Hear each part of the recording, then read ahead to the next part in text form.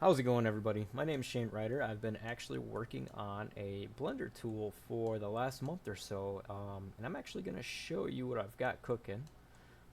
It's actually called Bone Engraver. It's for armature-based work for animation. There's a lot of issues I've come across while working in Blender with armatures, and I'm not an animator. But this tool has actually helped me out with a lot of my work. The armature I'm currently using is not mine, same with the 3D model. I'm just using this as an example to work on. So when you import a lot with FBX importer, the standard one that comes with Blender, you sometimes get a mangled armature like this I currently have. Now you can play with the import settings basically over here under armature. You can choose the primary bone axis and the secondary bone axis and set up automatic bone orientation, but you don't always get what you want with the import, or depending on the armature you get that you're importing, it always comes a little off.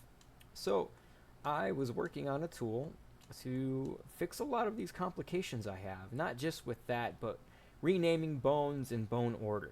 So with importing FBXs, the biggest issue this is caused by is the orientation of the default forward axis of each bone. In Blender, it's Y.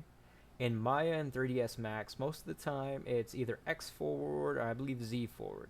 So that's why you get a lot of these mismatched directions. So what my tool does, and this is actually the third function, not the primary function of this tool, but I'm going to start with this. So the tool's called Bone Engraver. We're going to go down here. I have under Bone Engraver, it's going to be the Bone Matrix Mapper is what we're going to check out first. We have a single mode and a multiple mode. Single mode is just for processing primary armatures or armatures and their animation or action. Multiple mode is to do a batch process to everything. So basically all its animations that you want as well as its actions. You can choose its its action slot over here, subslot data slot I believe it's called.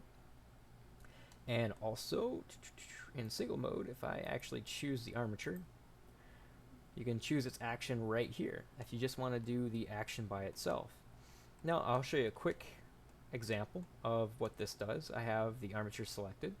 I'll hit fix and it'll fix its actual bone orientation for the armature to where it's well distributed, it's even on both sides, everything's pointing in the right direction, everything looks connected.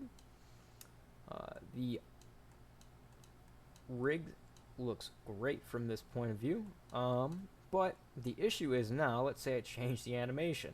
This is going to get funky. Look at that. It's a little messy. So the issue is, if you change the orientation on the armature and not its animations also, you'll get this. The bones are looking for a different orientation for the actual animation, for its bones. So I'm going to Control Z this. I'm going to put it back in its T-pose. I'm going to go to multiple mode. I already have all of its animations I have already checked. And what I'm going to do is, well, actually, hold up. Let me go back, because I got to put this back in its original form first. So we'll do restore. And then I will actually get out of pose mode. We'll go to multiple mode. We'll select this again. Make sure we hit refresh. Click all these. And then we'll actually do fix multi down here. And I have it set up to where it'll lock you out of one or the other. So single mode, it locks out multiple mode. Multiple mode, it locks out single mode. So you're stuck using either or. I'll fix all the animations and the armature itself. Boom. That quick. I'll actually go to one of the animations to show you what it looks like. Here we go. It's smooth, it looks great. It's not clunky.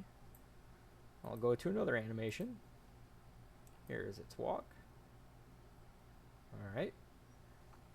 Now, let's say you want to animate something in this bone orientation position we'll go with.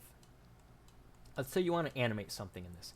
A brand new animation that's not in the other orientation. Well, if you do that and you want to export it as the other orientation and not this, I'm not entirely sure if it has to be that to get back into 3ds Max or Maya. I think it could be this way too, but let's say you want it in the other orientation.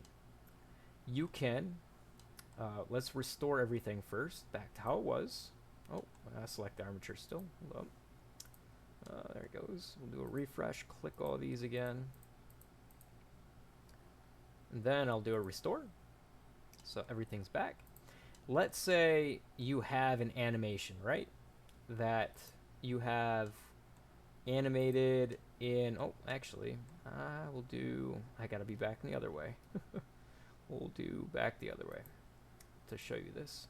Restore. Oh, click restore, not fix. Fix. There we go. Okay. So let's say that you have a new animation you want to process and put in the orientation it was just in. You can actually do this. And if, let's say, you have an animation and that is new and not in this list beforehand, you can use this new animation bone mapper. What it'll do is it'll orient the actual animation back to the imported bone positioning pose. How it does that, it does a retargeting process based off of its own rig. Basically, it uses the head bone location and it snaps each head bone location to what it would be in with the other armature, with the other positioning of its bones. So basically, I could show you real quick. This is what it would look like in its other orientation.